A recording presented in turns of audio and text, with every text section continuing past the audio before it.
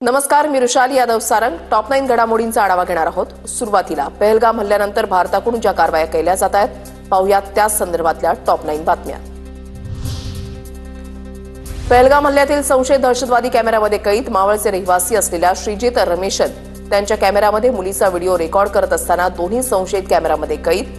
हल्ल्याच्या 4 दिवस आधीचा हा व्हिडिओ श्रीजित रमेशन यांनी एनआयएला दिली माहिती. पहलगाममधील दहशतवादी हल्ल्याचा आणखीन एक व्हिडिओ समोर. दहशतवाद्यांचं अमानुष कृत्य. पर्यटनासाठी गेलेल्या निरपराध नागरिकांवर गोळीबार.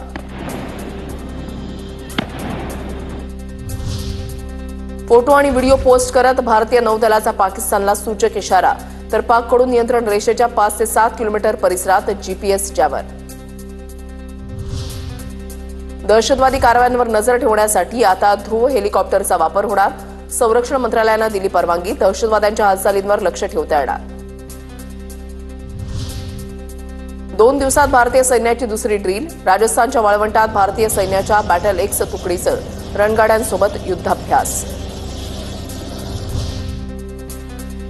लष्कर प्रमुख उपेंद्र द्विवेदी यांनी संरक्षण मंत्री राजनाथ सिंह यांची भेट घेतली.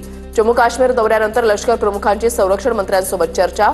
राजनाथ सिंहांनी घेतला सुरक्षा स्थितीचा आढावा.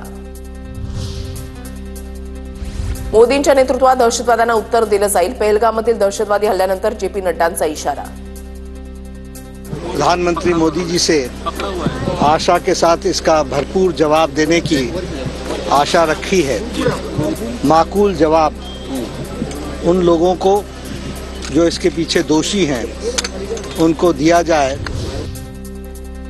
हा नवा भारत कोणी छेडलं तर सोडणार नाही. पाकिस्तानी धमक्यांना उत्तर प्रदेशचे मुख्यमंत्री योगी आदित्यनाथांचं उत्तर. प्रधानमंत्री मोदी जी के नेतृत्व में ये नया भारत किसी को छेड़ता नहीं, लेकिन अगर किसी ने छेड़ा है तब उसको छोड़ेगा भी नहीं. जम्मू काश्मीरमध्ये नागरिकांकडून बंकर साफ करणं सुरू. एलओसी शेजारील पूंछमध्ये सरकारनं बांधलेल्या बंकरची साफसफाई सुरू. हल्ला झाल्यास सुरक्षित राहण्यासाठी उपाययोजना.